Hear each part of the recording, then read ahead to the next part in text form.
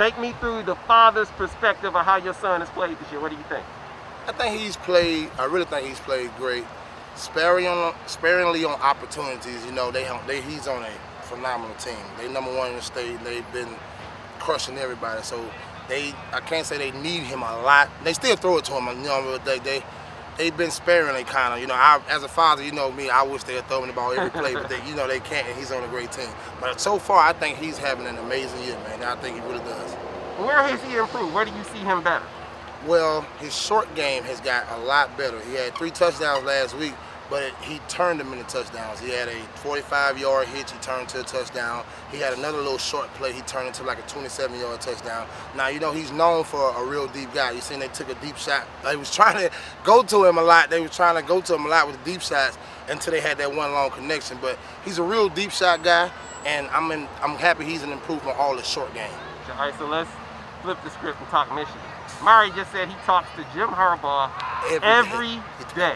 He does. Every day. Man, I thought you were exaggerating when you said that. He said no. He calls Jim or Jim calls him. They talk every day. What do they talk about? Now, I don't know. Now, Harbaugh's called me a few times, but him and Mari, they talk every day. Like, they build a real strong bond so far. I think he likes Harbaugh I know he likes Harbaugh a whole lot. He likes a lot of other coaches. I have no idea, like I say, what they talk about, but it must be pretty good for a guy that's in Jim Harbaugh's status to be actually calling my son every day. I'm wild by it, you know. He said Michigan has a rotation. He says he talks to Harbaugh, he talks to Bellamy, he talks to Gaddis, he talks to Clinkscale.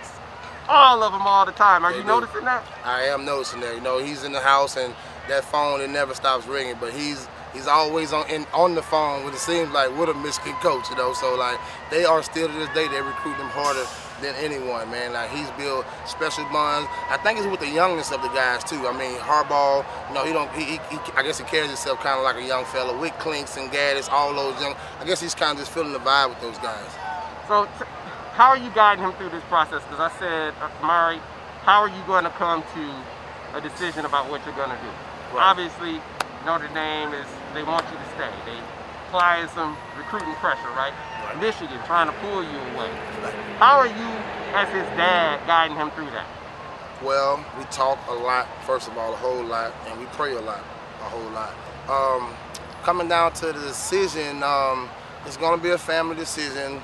We all going to, like say, talk it out, pray it out. Then we're going to kind of leave it into the Lord's hand, you know, and then hopefully we'll make the right decision, and it should fall from there, hopefully. What do you think of the season Michigan's been having? Man, wonderful. Like I have to say, I kind of, you know, you kind of feel those things when you're around like the team and coaches and atmosphere.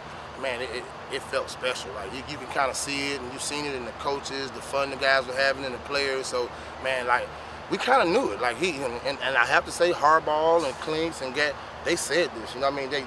I guess you're not gonna say it to the world, but at least to recruits or to us, they just feel it was going to be a special year, and they feel that they had something brewing real special that they felt good about. So that's what awesome year.